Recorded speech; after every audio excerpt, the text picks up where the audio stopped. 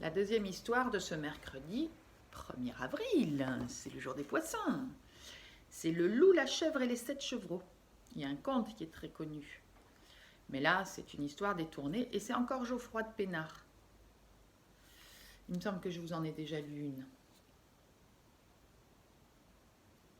Geoffroy de Pénard, il aime bien détourner les contes.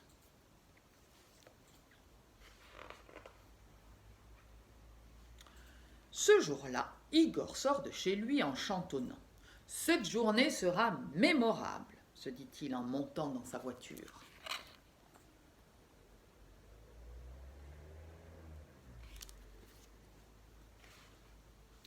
Et le sourire aux lèvres, il part pour la ville.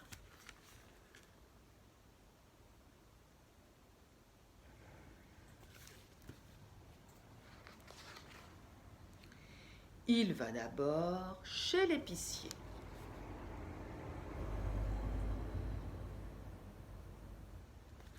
Qu'est-ce qu'il vend un épicier?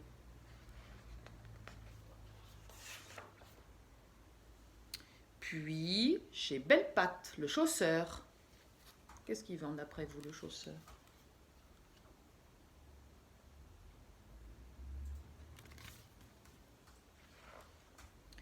Il fait quelques emplettes dans la boutique de Viviane et termine par Raymond le parfumeur.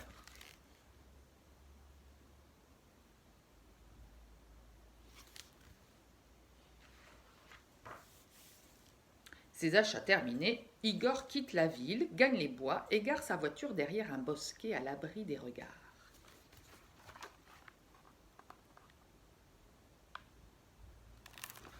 Pom pom pom, chantonne-t-il en retirant soigneusement ses habits.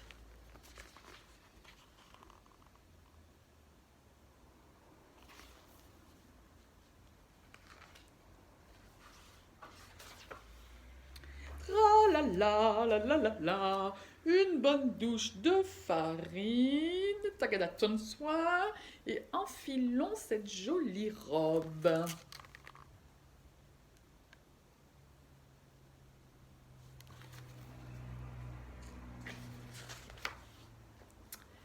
Ces jolis escarpins, les escarpins, ce sont des chaussures toutes fines.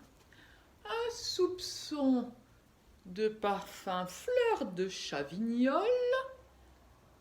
Chavignol, c'est un fromage de chèvre. Et me voici fin prêt.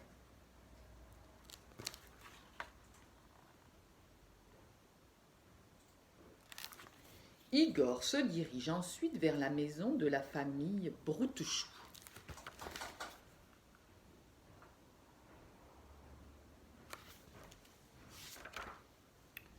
Peu de temps après, Madame Broutechou sort de chez elle en disant « Je vais au marché, les enfants. N'ouvrez à personne et surtout, prenez garde au loup. » Puis, elle enfourche sa motocyclette.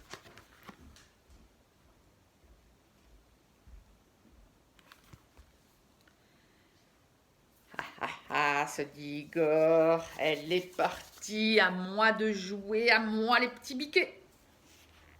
Il jubile.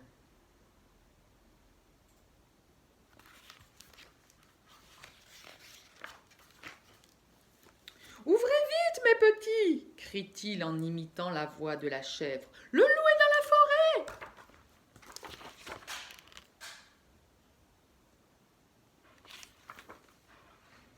Trompé par son déguisement, les chevreaux lui ouvrent la porte.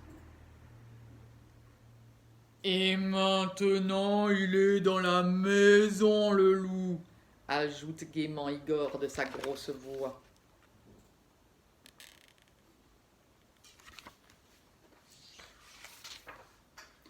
Goulûment, il se jette vers les biquets, mais dans sa précipitation, il se tord la cheville, s'empêtre dans sa robe et vient s'écraser violemment contre le mur. « Ah, maudite chaussure, maudite robe !» a-t-il le temps de penser avant de perdre connaissance.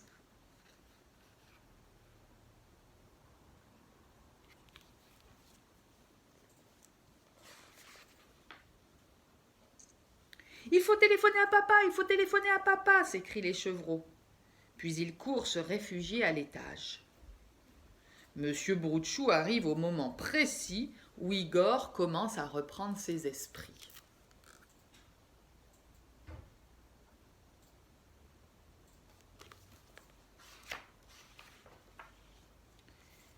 Il le secoue par les épaules. « Où sont mes enfants ?» gronde-t-il.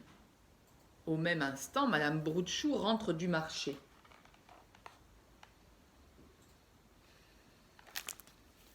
« Henri, que fait cette femme dans tes bras ?» Surpris, Monsieur Broutchou lâche le loup qui s'écrase par terre. «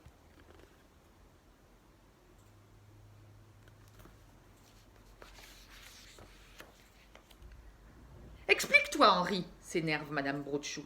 « C'est le loup !» s'écrient les chevreaux en dévalant les escaliers. « Taisez-vous, les enfants, je parle à votre père !»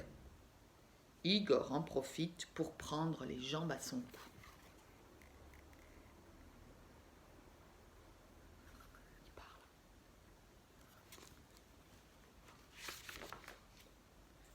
Madame Broutchou comprend sa méprise.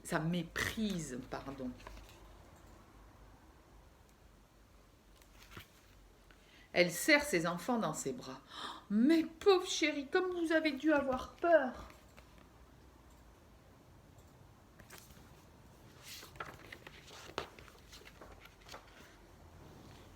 Quant à Igor, jamais il ne parla de cette journée mémorable.